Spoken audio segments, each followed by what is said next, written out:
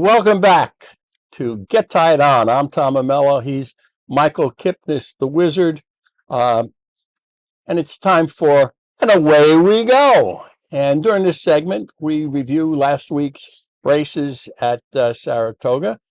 This segment and this show is brought to you by wizardraceandsports.com. So, Michael, what'd you think about last week here? A couple of rainy days, a couple of sunny days, a couple of big crowd days, a couple of no crowd days. It was a brutal weather week. I mean, it was tough. And this week there's rain expected Friday and Saturday. Thank you, Hurricane Debbie or whatever, whoever it is. Yeah, and Saturday they canceled those two turf races, scheduled it for this Saturday. Watch it be canceled again. Wait a minute. The one thing I'm happy about this Saturday, when I know you thought the same thing, when they said they were going to load these two races and add them to the Saturday card, I couldn't wait till the advanced overnights came up because I wanted to know if there were going to be 14, 15, 16, or 17 to look at. Only 12. Only 12. Only 12. Shocking. You know, Shocking. which when they canceled those two races, I thought we'd be out of there by 5 o'clock. And we were out of there at 7:30. Yeah. So they dragged the post time 45 minutes, to make up for those two canceled races. Yeah, well, the Whitney was on TV. So. But, go ahead. Wednesday, a sealed muddy track all day. It rained hard before the first race and midway through the day. I only got one thing to say about a race on that day. It was race 6, Melly Mel, trained by Michelle Giddings. That horse, I heard it from the guys pouring me my coffee at Starbucks at 6 in the morning. Oh. I heard it from some guy at the bagel store that this was a live firster, and I heard it on the way twice to the racetrack that it was a live firster. Mm-hmm. 4 to 5, couldn't handle the track, didn't seem comfortable, but did finish with interest. Watch this horse back on a dry surface. The late Harvey Pack said, when you get it from more than one person, throw it. Right, exactly. Thursday, the track was harrowed before the first race, still plenty of moisture. And I'm going to tell you, I have not seen a speed bias and a speed inside bias like Thursday the whole year. Mm-hmm. And maybe for many years at Saratoga. You could close on the rail, but speed on the rail was dominant. Every winner was up the inside. Chateau off the Kimmel claim. I wanted to give Chateau a track fact salute. 9-year-old, right? It's Gladiator, got a lot of races. If he made the top, we knew he was going to be tough. On that track, he was running a stakes. That was a 10 claim or 12 claim or something like that off the Kimmel claim, no less. Yeah, that's right. Kimmel doesn't claim many horses. 9-year-old? This horse ran a hole in the wind. That perked my interest that this was probably a speed favoring track. Race 3, Peak Popularity wins a 3-horse race, inside speed. The 4th race, Cox wins off nearly a 2-year layoff with Key Point. I actually picked that horse at 9-2, 5-1. That horse was totally dead on the board and wins at 9-2. We had a horse dead on the board the week before and won anyway. So up here, who knows? Race 5, Ariana Rye gives our friend Falcone, 4th winner of the meet. With less than 10 starters. Ran and hid from this crew. Four wins with less than 10 starters at the meet for Robert Falcone. Okay. Go ahead. I'm waiting to see what you get to here. Okay. We don't talk about these, by the way. No, this is independent of two idiots talking independently of each other. Yeah. Race 6, McDiesel, right? Gives Rudy Rodriguez his first one after an 0 for 29 slump. I had talked to Rudy a couple days that Sunday prior, and I said, Rudy, when's it going to happen? He said, be patient, son. It'll happen soon. Well, he didn't tell me about McDiesel. Yeah. McDiesel won inside speed again. Race 7, On a Spree wins easily, closing up the rail at 7-5. But was DQ'd, okay? I knew you were going to talk about this one. Look, I'm watching it from the press box with everybody. I thought the winner beat the horse that Pratt was on to the hole. It wasn't a very good camera angle that we were shown or the stewards had. It was one of those dead spots Right. around the quarter pole that you're turning for home that you can't really see. I thought he beat him to the hole, and Pratt kind of did a little bit of overreacting. I thought they should have left the horse up. What do I know? They took the horse down. Well, we do know that there is a broad context for objections and DQs involving IRAD, and I was going to say this was a mild, sneezy breeze compared to some of the other stuff that gets left up. Yeah, I'm trying to be a lover, not a hater this week. So I'm not going to say what I think. I don't agree with the decision, but there's a lot of people who do, and yeah, so that's why it's a game of opinion. Right. Race 8, Jackson Heights rallies up the rail, a closer, great ride. Gave Orlando Noda his first win of the meet. Again, the rail was gold. You could close on it, but speed on the rail was just great. Race 9, McCulloch showed her love for Saratoga turf with a off-the-pace win, enjoyed the give to the ground. Well, you got to give a little bit of credit to the rabbit. Right. And it was written, I think, on Tweet World that why don't more trainers do that? Wasn't Better Talk Now the motion horse that made a living running last to some poor front runner that whenever he was in a race on his own won for fun? Yeah, look, when you Chad Brown and you got all these turf horses, and you got some of these, sometimes there was one race that Diana, you ran 5 horses in a 7-horse field. He can do what he wants to do. Yeah. And look, I would probably do the same thing if I was going to set up a closer. When he's got 5 horses in a race, I wonder how he lays out the strategy. All right, you go first, then you pass him, then you pass him, and then you turn on the afterburners and pass them all.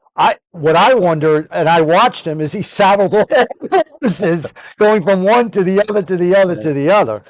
Friday, good turf. The track dried out. The rail was still good, but not as dominant as Thursday. Race 1, I knew this horse was the goods. Oh, yeah. And it was the goods. A monster race by Too Sharp, who's stakes bound, went out to the lead, fast paced. This horse is a grade 1 winner, in my opinion, next time out. I don't care who this horse runs against. Rigney, Bauer. Bauer's going to be a guest. Phil Bauer is going to be a guest on our show. I met Rigney on Saturday. He's a private trainer for Rigney for 9 years. Former McPeak guy. What a job they've done in recent years. They are great at Saratoga. They can read the condition book. Absolutely. Race, I think it was, I don't understand my writing, either race 5 or 6, but Unleash the Power. That's 6. Unleash the Power rallied from well back. I'm shocked that he was 2-1. Yeah, and the other one. And what rode the horse that day? Joel Rosario, inducted into Racing's Hall of Fame, right? That's a good twosome. Yeah, and I'll just have to say with Rosario, probably one of the best finishers on a horse that in the history of the game, and a worthy recipient of being in the Hall of Fame. We had him on Street Trust, and that's a photo where you can't see that there are 8 legs. Yeah, I know. Only Rosario could have got the job done on that one, and he's just a great, he deserves to be in the Hall of Fame. Race 8, Cinderella's Dream, a powerful late run to win the Grade 2 Saratoga Invitational for Charlie Appleby and William Buick.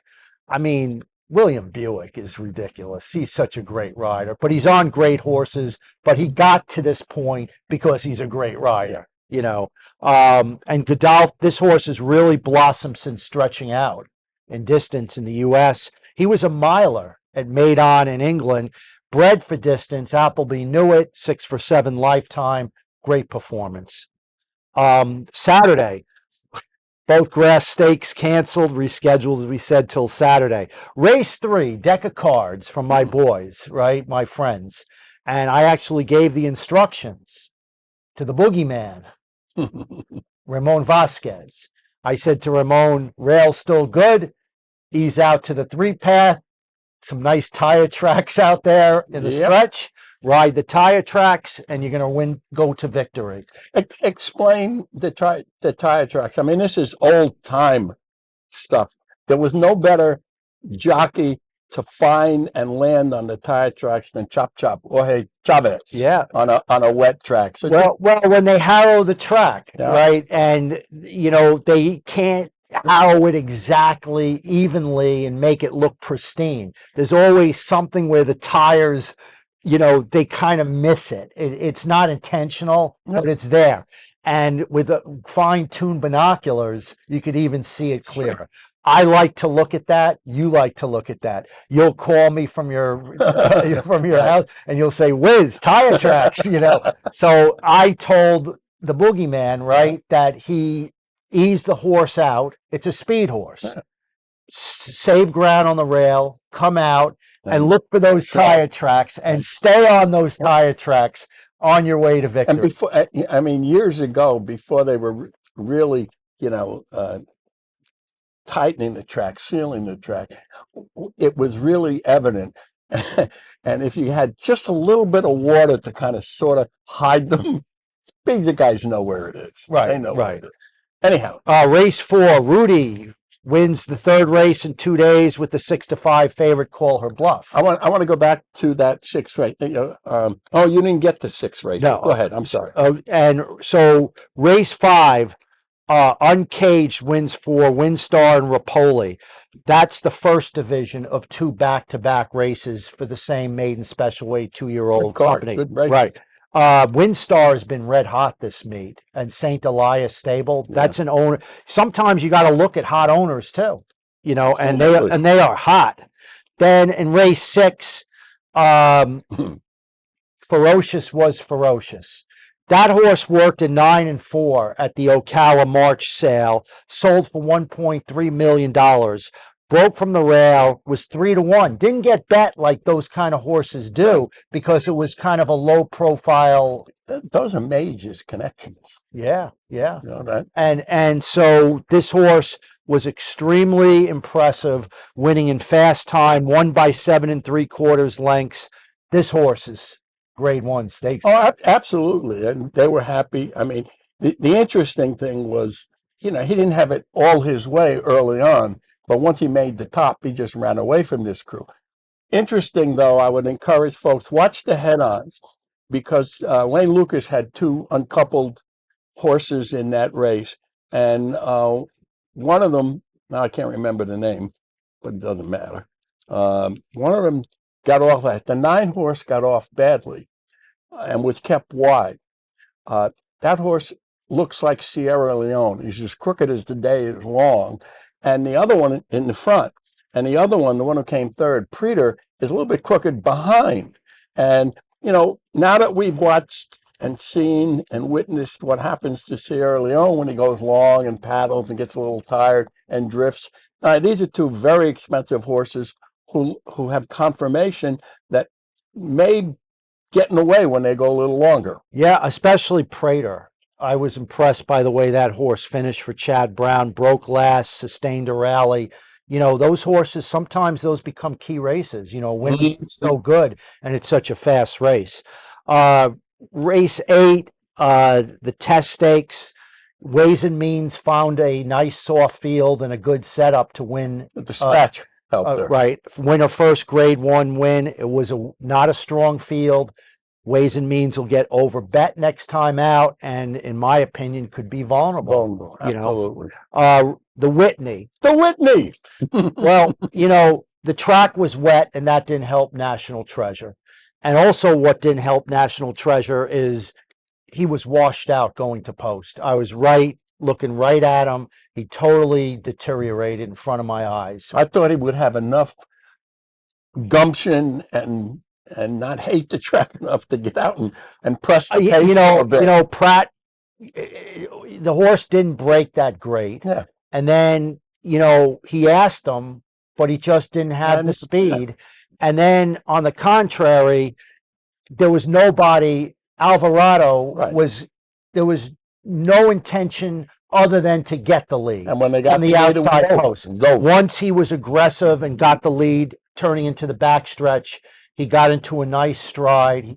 and that was it. He ran, you know, this was a horse that was really good in his prior race, winning by 12. This was a step up in class. We never thought that he would get clear like that. If you told me he was going to be clear on the lead on the backstretch, You'd be smarter than you were before the race. right. I didn't use him. I didn't think what was going to happen was going to happen, but it did, and it was impressive. Yeah, I think there's something to say here. Neither of us picked that horse, okay? And so, you know, we make selections. People purchase the selections. You're not going to, oh, I better throw out my horse and bet this one. I could do that. No. I mean, I knew I was dead. I had put in my bets. You know, nothing like putting in a bet before you for the race, which I do. I bet every horse I give out, right, in every race. And it wasn't fun to see National Treasure washed out, and the track was nice and soaked for him. And no, you're probably not going to win your bet. Yeah. But that's the way it goes up here. Yep. Sunday, quiet side, race one. John Ortiz, he has 3 wins now from like 5 starters. I mean, it's ridiculous. He's a Kentucky-based trainer. He's come here and he's unbelievable. People think he's related to the Ortiz brothers. No, he's not. Duel took back to stalk, 4 wide move, nice stride. Clearly looks like he's going to improve with more distance. Race 2, I mean, next is ridiculous. It's a ridiculous horse. I mean, horse, they find horses who'll show up. I mean, here's a horse that's won his average of his last 5 or 6 races by 12 or 13 lengths. He was not a distance horse until made a distance horse, like 6 races back. The trainer discovered, you know, maybe the horse has some stamina. I mean, just coronate him the Breeders' Cup Breeders' Cup marathon winner. If they run it. The horse is just absurd. I mean, he's like, no one can come close. Race 3, Colloquy. It was the claiming race. Yeah. I love this horse. Got left at the gate, made a big, sustained, premature move, opened up 3. I'm counting my money at the 8. I'm counting the exactas. I'm going to the windows. But wait. Nailed at the wire. Cash just a small reverse. Do you think it's possible to have a meet here or anywhere without getting nailed at the wire? No, that's an impossibility. Everybody suffers pain. It depends on how much pain you suffer. That's right. But you will suffer pain, right? There is no doubt. Okay. Race 5, In Our Time. Sharp win for first time Safi Joseph. What a meet this guy's having. You know, we mentioned him in a couple of other shows. His first couple of years, he didn't get it up here. He really didn't have a feel for which horses to bring, what conditions worked for him. He came more. I got the feel. 11 starters, 4 wins. He wins with the Queen's MG in the feature race. Second straight win, and the win 2 back was at 40-1. Yeah. This one was for 5-2. Race 7, we'll just go back 1 race. My best friend, one of my closest friends ever, Cousin Larry. 80 Rich Farm, May Day ready, 25-1. I have a surprise for you. What's that? Andrew Champagne picked him. I heard. How could you not hear? Not on my say so. He did it independently. Look, the truth of the matter is, I'm part of this horse. I picked him 4th. Larry made a $300 show bet, right? None of us knew the horse. The truth of the matter is, there's no truth to the matter other than even when you think you know, you don't know. So you don't know. No. Well, sometimes we know something. We knew this horse hadn't worked on the grass. He was bought for $325 as a broodmare prospect to stand at his farm, right? Because of the pedigree. Great pedigree. Tap it out of a dam that almost won the Breeders' Cup. But that's what Larry buys for. Right. So he is going to run the horse. You know, it's young. It's, 2 years old, right? Or whatever. Still how to run it. But, I started liking this horse a little bit in the paddock because I liked the way she looked. And then I'm listening to Frankie Dettori talk to the trainer, Joe Lee. They rode against each other in Europe. They were friends. And you could see Dettori was going to go, I'm going to give you a Breeders' Cup ride today, right? Well, what did he do? Take back. She made a serious move. The That pass was a is huge. serious move. That's Okay. right. No, You don't absolutely. see 2-year-olds going a distance to the ground first time out and then take the lead, and then the favorite is coming. And even my wife cashed. She turned to me. She said, "I'm out for the meet." I couldn't say that. I got a little healthy. No, you can. I It's can't hard be for you out to for the say, meet. but I not until can't, the end. but I can't be out for the meet because I didn't bet enough. Yeah. But Noreen is out for the meet for her $2 win bet, the dollar exacta box, There you which go. I gave out on the sheet because I kind of keyed the favorite with 3 horses, including May Day Ready. Look, lightning strikes at a point when you don't know it's going to strike. It struck on Sunday to a guy and a family that really is deserving of this, getting the picture taken at $55. That was the third or fourth picture I've been in this meet. If you hang around the winner's circle long enough, they'll invite you. I can go 15 years without getting a picture in the winner's circle, right? Okay. You snuck into one earlier in the. I was invited. I don't sneak. I invited you. That's right. I don't sneak. So, yeah, I mean, that pretty much wraps up a interesting 5-day. One more kudo to trainer William Walden and the Boogeyman. Clear the air. Oh, clear the air was, actually beat a lot of people out of pick fives that I was hearing about, and Mayday didn't knock a few out. Ramon Vasquez is quietly having a really good meet, Yep. So that wraps up. That wraps it up. And we're going to move from and away we go to our winner's circle interview. This week we're interviewing Jenn Paragallo. She is a Saratoga native. She's a trainer. She's a lifetime race tracker. Going to be an interesting interview and story. We're delighted. So we'll be back after this.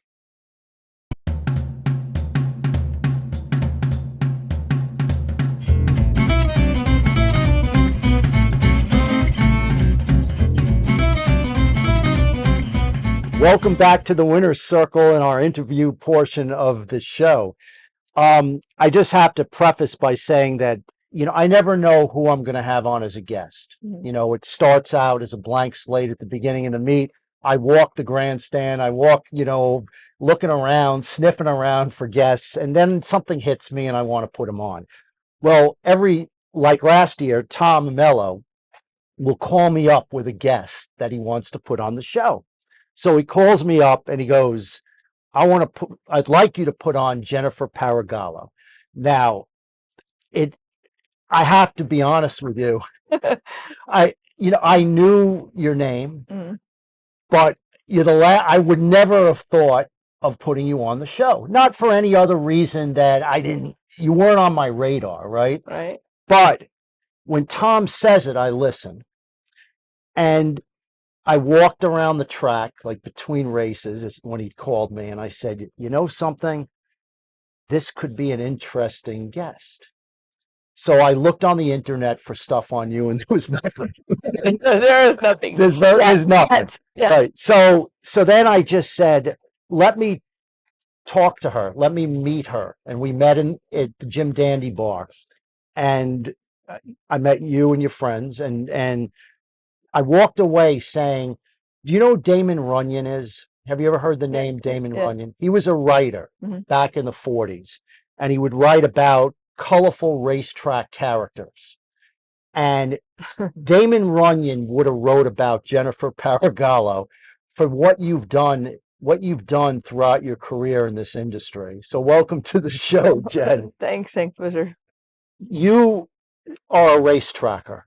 Okay, you're born and raised right in Saratoga. Saratoga, yeah, homebred. Homebred. And you have been on the racetrack your entire life, right? I mean, I would say since my mom was pregnant for me, selling the racing form outside the gate. So your mother is selling the racing form while you're in her belly. Yeah, and so the story I was told 1951, my uncle Lenny started selling the racing form, and my mom in 1961 took over when he went to college. She was a younger child. Okay. And then fast forward, he never came back from college. My mom never left the racetrack from that year. And I was in my mom's belly, selling the racing form in 1973. She was out there hawking racing forms, and I was So probably, at Saratoga, yeah, just Saratoga, yeah, right? yeah. So where would she set up shop? So originally the main gate was where I guess admission for the sales for the seats is. Used to be the whole setup was different then. The horseman's lot was where the carousel is, where the picnic area wasn't there yet, the paddock wasn't there yet. It was all horseman's parking. My mom sold racing form out there until I guess they opened they changed the gates eventually, and we ended up having 2 gates for main entrance. And my mom sold the form, and I ended up basically, I would say daycare was, my brothers were bad, so we had to come with my mom because they couldn't stay in daycare, and the East Side Rec wasn't going to happen for them. So we came, and my mom would make us sell racing forms in lucky How pencils. old were you when you were Literally 4 years old. hawking racing forms? Yeah, but it was like literally from me to you. And then we like weaning a horse. It was from me to Tom, and then it was from, it was my mom brought us to work because it was a better environment than being daycare, childcare, I guess. And we sold the racing form. Just the form? That's it? There Yeah. was no other? Well, it was a form to post the news. The Times Union, Saratogian. So you had it all laid, Yeah. she had it laid out on like a counter? No, it was back in the day. It was a Volkswagen bus. And the back of the Volkswagen opened up, and that was a thing. And we kind of slept in the back until we were awake, and then we had to work. And then Scott and Bill Finley had us selling T-shirts, and I sold Lucky pencils, and literally, like when we woke up, we sold it. Did your mother actually, this was her business? No, well, my dad was established, and he was an engineer, so my mom loved it. She loved the racing, and I met my childhood memories are my first person in life that I admired was George Martens, the jockey that won the 82 Belmont Wood Summing. George Martens was it for me. It was seeing jockeys, like, they were colorful, they were like larger than life to me as a kid, and I want to meet jockeys. And then I met owners and trainers. I met Mr. Vanderbilt and Woody Stevens and the Wayne Lucas. So you became like the child of the racetrack. Yeah, like people knew you. I never paid admission once in the racetrack. Ever. When I was a kid. Now, so there's a few bars that are backed into the bars are the old Horseman's lot had parking up to the gate, and there was a couple of bars, and I slid through, and I'd go get my spring water in Big Red Spring, but only to lie to go tell my mom I wanted spring water to go to watch the horses train, because I wanted to see the colors, the horses, the glamour of it. And we sold papers, we worked the sales, and so I'm a little kid, and my mom would bring us. I don't think my dad approved, but my mom didn't care because she was pretty, strong woman. But we sold papers in the morning, and the advanced edition racing form would come out around the 5th race. We got there the 7th race to sell the night edition of the form, and it was all I loved doing it. We got there the 7th race, sell the form, and we'd sell the form like crazy. And advanced tomorrow's racing form, I'd yell. And then they were like, Well, so give me your, like, how did you do it? Like, do it at like so I like tomorrow's racing form. that. You Like, know, yeah, that yeah. loud, Oh, no, scream it. I'd yell it loud. I'd yell it loud. Say it again. Like, really. Go ahead. Racing form. So like, oh, tomorrow's racing form. Get a race. Like that was it. Like it was by the racing form here. It was the only. We were the only game in time. Tom knows. No one else had it. It wasn't at Stewart's. Now they don't even sell it anymore. But it was everywhere. Where did you get, like, who went? You had to get it We from had to get up Stru- 5 o'clock in the morning. Stroop's News. Woody was our guy. Ned Wood's my friend from high school. He still looks for a winner for me. I give him losers all the time. But we had to go pick up the form at 5 o'clock in the morning, and then we'd have Victor Lardy, Lenny Goodman, all the top agents waiting to buy the form. from your mom. Only from From- me and my mom, yeah. So how much was a form back then? The first year I sold it was $1.50. Then it Right. became $1.75. Then it went to $1.85. Then $2. Where was the profit? Like, how did you make the profit? Tips. So you sold it at face value. And- For the Nelson Avenue guys, and Tom might know, they sold it above value. We sold it for the price, and it was $1.75. My good profit years, and you got the quarter tip because no one wants to take a quarter. Like Right. But when it went to 185, it was bad for business. But $2 sucked. That's $2 sucked. yeah, that was bad. That's bad because it But- number, right? But it was. I'll tell you one thing. It was so much fun when you saw, like, people came to Saratoga. We're from Saratoga, and people drive Hondas and broken, rusty cars at that time. When you came to Saratoga, I told Micaiah, Cadillacs, Jaguars, Corvettes, and the smell of money. I mean, that probably sunk me into racing. You could smell cologne and air conditioning. People didn't have air conditioning back then. We had a car we had to fix. My dad had to fix my car. We broke down every week. But you smelled money. And people's cars were so clean. And they were so new. And these were people that would come and buy. And the they were farm. I knew license plates. I could see you driving from a mile away and say, okay, New York Post, New York Times, Racing Forum, I need change for a 20. I had it, they get at the red light so fast, I could deliver. I was the best in the business. I mean, I could do that. But then, so you start your morning 5:30, but at some point in the morning, it gets slow because you've sold all the ones you have to sell. And so what do I got to do? I got to sit and read every paper now because I'm bored. I woke up at 4:45 in the morning. Now I have to read every paper because I have to sit here.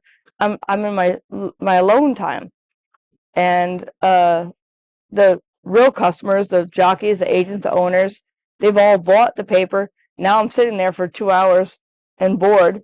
So I read the whole paper. I read the New York Times, Investor Daily, New York Post, Daily News, and Russ Harris, that's my guy, New York Daily News guy. So I'm gonna have my next rush of people that want winners. So I'm gonna give you a winner because that's why you buy the paper. You want to find the winner for the day. And I'm gonna handicap, and I'm 6, 7 years old, literally. And to be honest with you, I lied. Because who wants it? Who wants my opinion? And I'm going to give him a winner. And Eddie Maple's my friend, I think, is my friend because he brought me to the Woody Stevens barn. But I'm going to tell him Eddie told me to bet on this horse. But if you come in the track and you said, "Hey kid, what's your tip today?" I can't just tell you nothing. I got to sell my papers. I got to, give you something. So yeah, Eddie Maple is riding this horse today. I didn't really tell him. Eddie told me, but I said, you got to bet Woody Stevens in the 4th race today. That's a tip that you heard from. No, I made it up. Made it up. Because I want to get a tip tomorrow. So I look at Russ Harris And to be honest with you, the horse he picked third is how I handicapped, because I was like, if Russ picks him third, they're probably gonna win. I'm not sure why I came up with that. And if Russ Harris picked him for third, I thought that meant they were a winner, because he was never good at winners. He never good at picking top winners. Yeah, You but probably knew because you knew every I follower. assessed it. Yeah, You- I assessed it Right. in my 7-year-old mind. So did you get, like, you probably collected tips just So some of these winners you gave out, right? I remember getting this, and you guys could probably help me out, because I'm trying to remember this. Turkoman. Turco Man, right. I gave Turkoman away as a tip. What did he pay, Tom? Do you remember? I just remember giving it away as a tip, like that I lied that I had some I tip. remember the trainer. Did you? Do you? Tell me. I think it was Rondinello. I don't It remember. was a closer. And I remember every year for the rest of my life, I got a Christmas card from a friend of mine that said, "Give me one more Turkoman," and that was my story. Like, I never really focused on that much. I remember giving it away as a tip. So how many years did you do this before you, like, decided, because you're a race tracker, you didn't leave, did you ever leave to do anything else? Not really. No, not right? really, yeah. So when did you transition from selling racing forms to something in the industry? So I was literally, working with the papers always, never left. But when I was like 10, one trainer let me walk a horse, like hot walk. And you're not allowed to. That's not, times are different. But Ron Taylor and Terry Pompey let me walk hots for them, and I did that with Dennis Brida as my other trainer, off and on through my childhood, but always went back to the papers in the summer. When I was 17, I was galloping horses for Mike Sedlick, and that summer his rider didn't come up, and Rick Thomas too, and I worked for them, and I just galloped. I told my mom, I gotta gallop horses now. I can't sell the paper, and it felt weird seeing somebody else on the street selling the forum. I missed it, but I loved the fans. I loved the racing. I'm a real race tracker, like you said. And you exercised. You were an exercise. Yeah, and I remember, so my first summer galloping with Rick Thomas, I was in high school still, and we had a horse named Holiday Gala, and I remember Rick telling me Mac Miller was big on blowing horses out. So that means a quarter mile the day of the race, you let them go full speed, and you go a quarter mile, and that empties their spleen, and that's The day of in the morning, day of the race. day of the race. Jerkins did that. Very few trainers do it now, but Rick Thomas did it, and he was a Mac Miller guy. And Mac Miller? Yeah, he worked for Mac Miller. Wow. And Okay. that was one of my first bosses was Rick Thomas, and he told me to blow the horse out. I said, "But Rick, what if I can't pull him up?" And he goes, "You have to, Jen. We're in the whatever race it was today." So my standard bet then was $2 across the board, and I bet the Quinella, Wheel the Quinella, and I don't remember what she paid. She ran second, but the Quinella was $886. For $2. $2. So you get hooked right there. You love the game. Yeah, it just. So you're exercise riding Yeah. and gambling. Yeah. Right? I mean, yeah. On occasion. What I'm betting is, like, my standard bet was $2 to win, $2 across the board, or $5 across the board, and then a wheel. Exacta wheel, Quinella wheel. Exacted with your horse on top with everybody? Up and down, yeah. Up and down. Yeah. Right. And Yeah. then a Quinella wheel. Yeah, Quinella, yeah. Which you learn after years that you waste a lot of tickets there, but that was my standard. You never bet a short price horse that way, right? No, It would always yeah. be a price. I mean, everyone I worked for was always a price. Name some of these guys you. Dennis Brida, Okay. Rick Thomas, Ron Taylor, Terry Pompey. Andy Elder. Do you remember that name? No. So we won. I went to work for him. So let me tell you this. I was in high school, getting ready to graduate, and I wanted to go to Belmont Park, and I was going to college at SUNY Old Westbury, but I wanted to gallop horse in the morning. I asked every trainer, like my friend Micaiah. I asked every trainer, Rusty Arnold, Nick Zito, Wayne Lucas, they were all my customers, my mom's friends. Everyone said no. That you wanted to Gallop horses. gallop. I want to go to Belmont and gallop. No, the answer was no. So one person, Andy Elder, said, come get on one horse tomorrow and see how you gallop. And I was very, very confident in myself. I think I'm pretty good. So I get on the horse and I gallop the horse. I don't think I ever galloped a horse so strong in my life, but it was probably nerves. And I galloped the horse and he's like, yeah, you got a job for Belmont Park. We had 8 horses. I went to Belmont Park. I'll never forget this in my life. I'm a kid. I rent an apartment. It's $570 a month, basement apartment. And I'm in the big leagues now. I'm in Belmont Park. Well, college went to the wayside. You know that because I'm a racetracker like you Right. guys. Well, Tom's gonna say go to school, but I'm gonna say I wanted to do it so bad. I wanted to be a jockey. I wanted to make it. I wanted to, leave Saratoga, leave this small town behind. Who knew that Saratoga was the big leagues? I had no idea. I was a kid. And I get down there, and now I'm in the big leagues. And I get there. We had 8 horses. We ran 8 horses in 1 week. We won 7 races.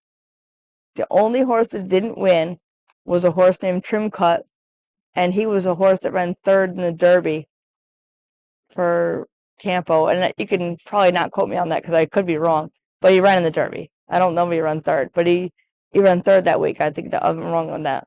But it was the only horse that didn't win that week. For this trainer. For that trainer.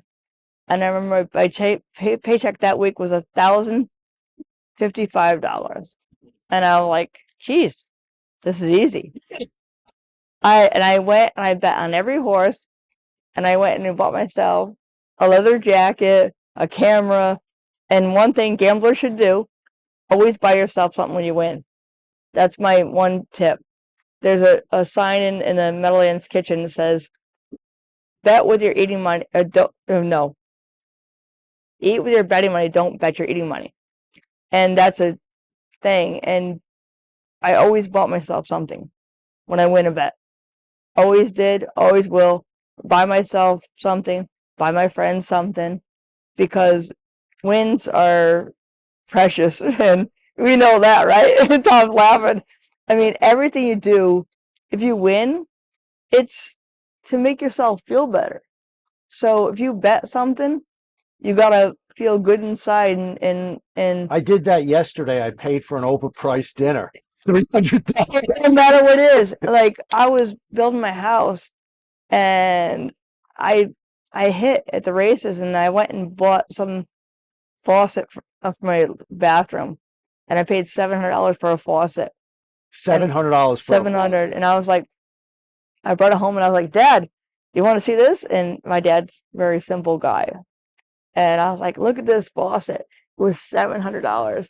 What And was it, gold? No, Wait, what's a $700 faucet? it was just stupid. It's not even pretty. $700 faucet. It was just like, I want it. Yeah. Can you build your house on gambling winnings? Yeah. So I was galloping horses at Aqueduct, and from a little kid, I'm selling racing forms, and I'm like, literally my first bet was my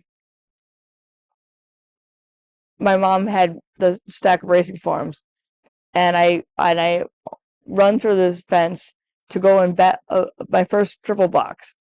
I thought it was $24 for a $2 box. I didn't know it was $48. So I run to the window, and I want a $2 triple box, 1-4 and 1-6-9-11, and the teller tells me $48. I almost died. I was like, oh God, I can't like tell her no. I'm not old enough to bet yet. So I was like, okay. So here's $48. Well, it wins. It pays $886. Now it's a tax triple now. I'm in trouble. So I have to have somebody cash a ticket for me, and it's fun. It's I got bit by the bug then. But galloping horses, I figured I could bet some, and all my friends worked for the biggest guys, the Shug McGahees, the the Lucases. There was no Pletcher then. There was no Chad Brown. there was no they weren't around yet. They weren't born yet, probably. So I was betting on the little guys, but it used to be you could bet everybody, and everybody won then. So I have a lot of pride in the fact that my stable now, we have a small stable and our horses are big prices. I want the gamblers to get the feel of racing again. This industry is driven on how much money we bet, what we make. So I got a horse in on Saturday. He'll be 100 to 1. No one's gonna bet on me. It doesn't help the handle. But the idea of it is racing used to be derived on we all had a chance to win. It's not that way so much anymore because you have the best pedigree, the best every application. The guys that have the big stable do the best. They really do. You can't argue with success. But I want to show them on the smaller level that I can be successful. Well, let's just talk about, I walked into your stable and there's 6 horses that you have, and it's you, Micaiah, Richie. Yeah. and Richie, who is, he trained a stakes winner in Yeah. Kentucky, an old timer, Yeah. right? And you have, so, what makes you remarkable is I have just as much respect or even more for you as a trainer as I do Chad Brown or Pletcher or Mark Cassie, who's this week's interview. And the reason is you're up at 4 a.m. and you and your small crew are caring for your horses like they're all stakes winners, right? And you're working your butts off. And you can't make a slow horse run fast, True. but you can also get a horse. You're actually having a remarkable meet, and I'm going to tell you why. Thank you. You've only started a few horses, and they're all 40 to 1 or more, and you have 2 seconds. You hit the exacta, right, with 2 horses and one nearly almost won, okay? From a small stable that really, the truth is, it's not a lot of stock, okay? They're just, you've brought the best out of them to perform the best they could on the biggest stage, and you have. And that's something really I admire, because you literally hit the exacta on 2 of them. Yeah. And you're going to win. You could win a race with a horse that is going to pay. It doesn't even matter if you talk about it, because no one's going to believe it. Right? No one believe it. Yeah. Right. But talk about. That's what you just. We're going to just take a break, and we're going to come back in a minute, because we got to continue this great story. No, that's so big what you just said, because that's really what hits us, because I want to talk about that horse. Okay, we'll come back and talk about it right after this. Visit wizardracingsports.com and purchase now. Since 1986, the Wizard has been your source for the best handicapping products for the always challenging Saratoga meet. Wizard selections include analysis and wagering strategies for every race. Wagers are updated after late scratches. The Wizard wagers every day, backing up his opinions with his own money. Visit wizardracingsports.com and purchase now. Welcome back. I'm with Jenn Paragallo, salesperson of the Racing Form, gambler, Russ Harris fan, exercise rider, mucker of stalls, everything you and your small crew do.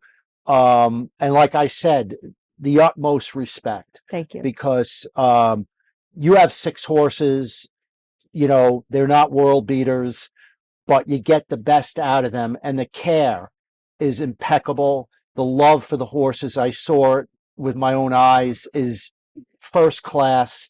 You already have 2 seconds at the meet at like 100 to 1 or whatever. The one loss that you told me you liked the horse ran up the track. You called me. I Yeah. thought you were going to kill yourself. I mean, that you were in a state of depression. Yeah. You know, you were just like, It beat you up, yeah. yeah. And I just said there'll be another day, but you took it such to heart because you love these horses. They're your kids. They're your family.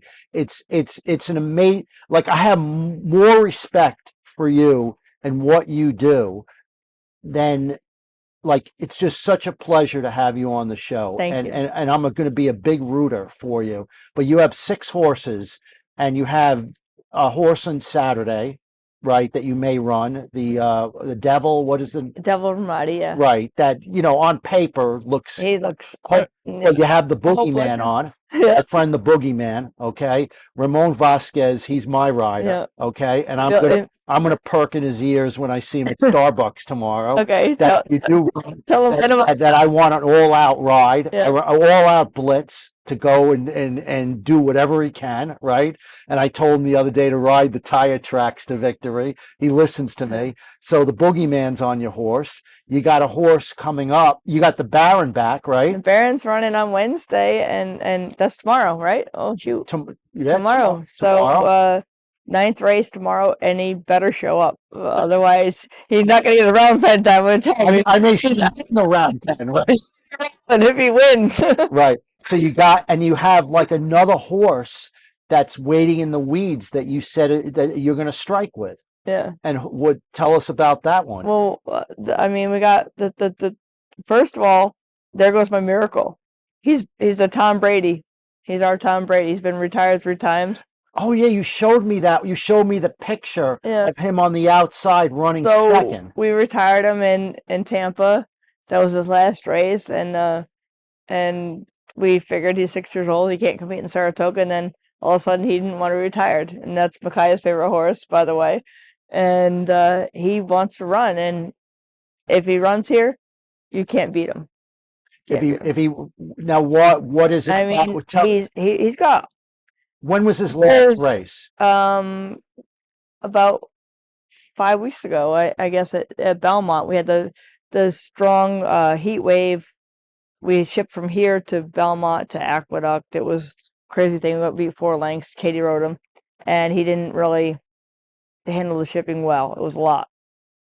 He's gotten back off that, and he'll be 100 to 1 as well. And 2 years ago, we were 37 to 1 here. We're in second. And Luis Cardenas was our jock, and he's our guy. He's our friend. If he was riding right now, he'd ride the horse, but he's not. He's been through some medical issues and all that, and fighting to come back. He will be back. But Luis was his jockey, and we came to the paddock, and he's like, we gave no instructions, and he knew the horse, and we run him made him special weight just to give him a race, and hopefully said if he gets there, gets there. If he doesn't, we'll come back in 8 days. And he come back 8 days later, and he was 37 to 1, and all our friends bet on him. We had pick 5s going. I don't really bet anymore since I finished my house, but I bet the horse to win a lot. And we thought we won, and we cheered and jumped, and we got to the winner's circle, and someone said, "Who won?" And I said, "Of course, the 4 won." And the photo finish goes up, and we lost by a nose. Carlos Burton beat us, and I'm still mad at Carlos over that one. and Micaiah rides for Carlos, but no, it was the most fun I think I've ever had in racing. You know, we've had some good, some bad beats, but that night we sat at the barn and ate pizza till 10:30 at night, and just we're so proud of our horse. Like, to run second, the jock's still beating himself up. Louis Cardenas, he's mad, but so we run him in Tampa, and the jock loses his stick at the quarter pole, That's when he ran second, right? And I said, you know, he's 6 years old. Does he really want to come to New York and compete? Probably not. I told the boss, I said, you know, we should probably consider retiring him because, you know, he can't compete in Saratoga. Well, he isn't done yet. And Micaiah gets on him every day, and she said he's toting around there, and she now if he loses, it's her fault. Not my fault. I'm not that. I'm just only just a trainer. I just tell her what to do, and she just goes around there and does what she wants to do. So, no, in all fairness, You go to Tampa in the winter, right? yeah, What is it like racing down there? Tampa is absolutely the toughest track in America. Why? Why? So you have your locals, which is going to be Kathleen O'Connell, the winningest woman trainer of all time. She's won over 2,800 races. She's an incredible horsewoman, like amazing. You got Gerald Bennett, you got Safi Joseph, you got Greg Sacco, you got all the Mike Denny, you have all the locals, and then you have your ship-ins, which every single race you're going to meet, every single important race.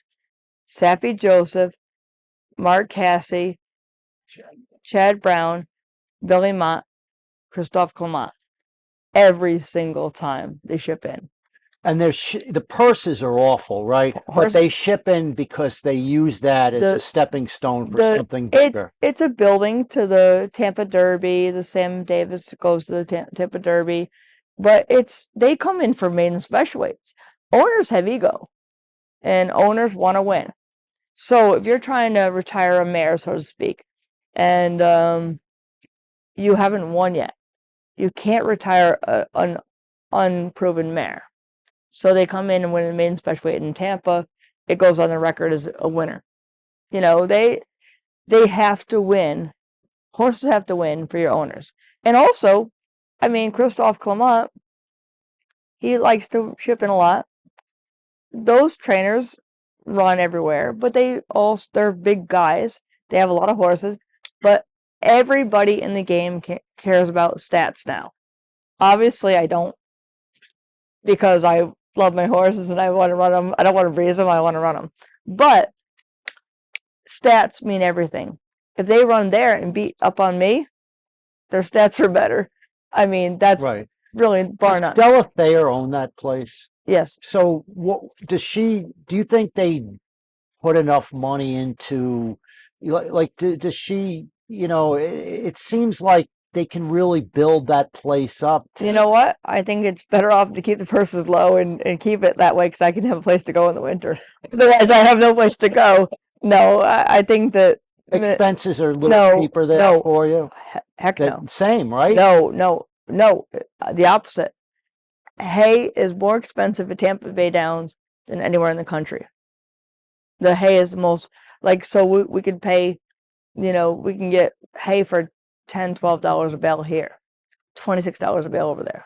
Wow. So it's I mean, just because it's the availability. There's the ground's not good for growing, I guess. I'm not sure. I'm not a farmer, but everything is importing it. Yeah. It's expensive to have a horse there. It's more expensive to have a horse in Tampa Bay Downs than Saratoga Racetrack. That's the truth. Wow. Yeah, it's expensive. Real expensive. How many owners do you have? Well, at the height we had 4, but now I've got 2 right now. 2 owners? Yeah. Well, I'll tell you, if anyone's listening out there, I don't hesitate to give you a horse or horses because the job you do is just we love it, and I'm very, very lucky that and Micaiah's right here. She's my right hand, and Richie, and we don't think of it as a job. It's our passion, you know. Our passion is taking care of the horses, and we love, we're gamblers when we got in the game, then we become horsemen. I never thought that when I galloped horses, I wanted to be a jockey because I wanted the glamour of it. Did you ever win as a jockey? I wasn't very good. Yeah, I won. Did you win? Yeah, I won a couple. Okay. I wasn't very good, but I was, you know, that was my old thing. I wanted to be a jockey, but I didn't want to be in the business. And I had a friend that was assistant trainer for Dave Donk, and she spent all day in the barn. And I criticized her. I was like, "Why would you work all day? You can go to the races and bet, and you can, have the whole day to yourself." And now it seems like we never leave the barn. We don't leave the barn. I love being in the barn. I love looking at my horses. I love watching them eat. I love watching them walk around the stall. I love watching them in the round pen. I love riding them still till I get too old. I'm getting there. I'm almost out. I got one foot out the door. I ride a couple a day, but I love every part of it. We love running horses. Like, we're gonna be 101. I don't care. I want to walk over to the paddock. I walk over to the holding bar with my horse. I walk to the paddock. I love to run horses. I don't want to breeze them. I want to run them. I want racing to go back to where it used to be, where the workout tab is 145 horses a day, and the entries are 90 a day. I think it should be the other way around. The racing offices should make people work, not work, run their horses and not work them. Put a limit to how many times you run them, work them, run your horses. They can work every week. Run your horses. Get them in the game. That's the difference between Gamblers want to see big fields. That's why we love turf racing, because turf racing is big fields. Make every race a big field.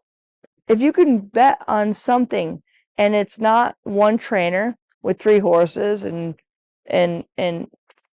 5 races, make more trainers, make more races, more races, not workouts. Everyone wants to work the horse. I mean, you can stand out on the rail on the Oklahoma track and you can watch pairs, and I'm not going to say what trainers because I respect them, but they'll work pairs, and there'll be no entries. And I want to see horses run more. The more betting interest, the more fun it is for all of us. I mean, I agree. give me your horses. And another thing, I have 1 2-year-old in my barn. I ask every single trainer on the grounds, and you know who the trainers are in the off season. I will ask every single trainer for company. Clement said maybe. McPeak gave me company. The rest of the trainers told me no. And I need company for my horse, because if you don't have company, you don't have competition, and you have to teach them. So when we get in race day performance, they understand what's going on. And I was happy that McPeak went with me, and that was a big deal for me. That was a real solid deal. And McPeak's having a career year. That was great for him. But and Clement said, come to me next time, he will. But it's hard for a little guy to get company. And, I have 1 2-year-old, so that meant a lot to me, actually. Well, it'll make my meet if I can get if you can get a win, so I can be in another winner's Well, circle picture. you better will come have me. Wednesday. You're gonna come, and if it ever happened that Saturday was our day, that'd be a whole career changer right there. Yeah, well, it's really a pleasure to have you on. You've been a great guest, and No, you guys are great. and I I have a great appreciation for what you do and your staff, and thank you for coming on and Well, allowing thank you. us to do this. Thank you. Thank you, Tom, too.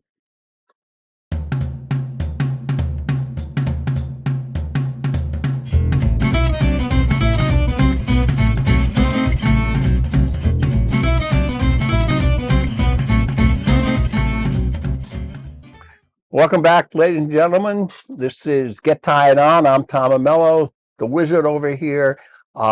It's time for us to ship out for another week with some final comments. So I'm going to let you start because you like to start. Well, this week there was the Hall of Fame. Yes. And some jockeys were inducted. I don't know if they inducted some trainers, but every year they induct people into the Hall of Fame. And I, like you, we feel that people that influenced handicappers should have some recognition. And we're gonna talk about who those people are. Let's go back to the context. I mean, if it's a historical museum, and they're in charge of honing and sharing and protecting the industry, the game, the majesty of the game, the history of the game, the evolution of the game, the artistry of the game, all the sculptures, all the trophies, the great people who have trained, have owned, the great horses who have won. Well, the game started with a couple of rich guys deciding they were going to run against horses against each other. But it's evolved to a parimutuel game, a public game. And that game has benefited from the books and the handicapping acumen, if you will, of a boatload of people who have helped folks who want to invest in the game. They only want to own a horse for a minute 10 or a minute 50, okay? To get into the game, to enjoy the game. They're never going to own. Most folks who are betting are never going to own. We're just going to admire the great horses, the Derby horses, the Breeders' Cup winners, but they're going to be able to bet on them. And that's part of the game. And we both think it's a travesty at this point that there's very little, if any, recognition of the folks who have created handicapping and have informed handicappers. Now you may speak. Well, it's like you were a literature teacher. Absolutely. And you were a very good teacher. Oh, you're kind. You learned from the writings. I read everything. I read everything. And even teachers have proteges. They create their own style. This is a gambling game. The game is fueled by the betting dollar. So many people, like you said, so many people can't afford to own a horse. But when you bet on a horse, you own it for the minute and 12, the minute and 35 going a mile. But many of these people who are in this game learn from somebody. That's right. And they learn from the writers. Like, I know myself as well as many. Tom Ainsley. Absolutely. Okay. Real name, Richard Carter. Richard Carter, who went to Belmont back in the 70s and 80s, even the 60s, wrote some great books. Yep. And I would pour over, I still have them. Mm-hmm. I pour over his lessons, right? That helped me become a handicapper, that helped me then progress to starting a sheet, and then having so many people dependent on my selections and my wagering strategies to help them win. Sure. Right? But it was not just based on my knowledge. It was the knowledge that I gained. You know how to cook fish. Exactly.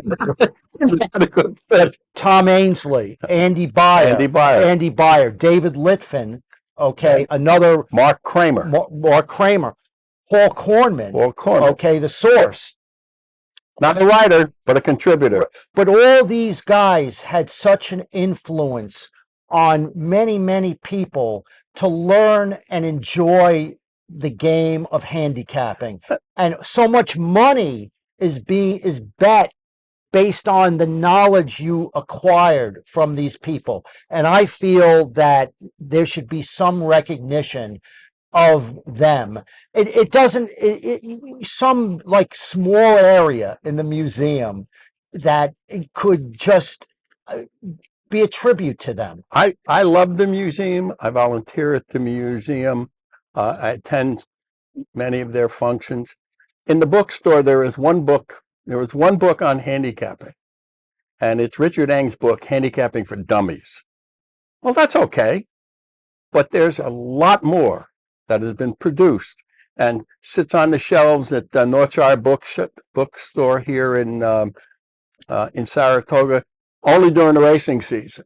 Then they pack them up, put them away for the rest of the year. You know, I was just thinking they have glass enclosed trophies of these, big races that are won by these rich owners. Why not have an area where all these picking winners, the book by Beyer, Bill Kieran, Tom Ainsley, just put their book Yeah. in a glass and their picture and a little something about them. Okay. Because I mean, it's the least that they could do Well, to the recognize. question is, how do you get a movement, if you will, to get that some sort of recognition, hopefully at the National Museum of Racing and Hall of Fame, or elsewhere in the game. I think it's a worthy goal, and I hope you folks out there listen to what Michael is saying and make your feelings known. I think most of us out there had mentors, and all our mentors learned somewhere.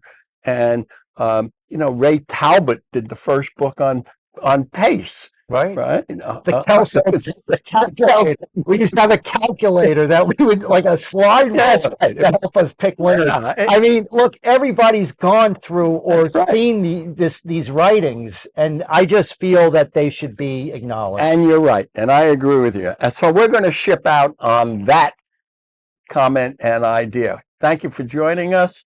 I'm Tom Amello, the Wizard, brought to you by WizardRacingSports.com. See you next week. Visit WizardRacingSports.com and purchase now. Since 1986, the Wizard has been your source for the best handicapping products for the always challenging Saratoga meet. Wizard selections include analysis and wagering strategies for every race. Wagers are updated after late scratches. The Wizard wagers every day, backing up his opinions with his own money. Visit WizardRacingSports.com and purchase now.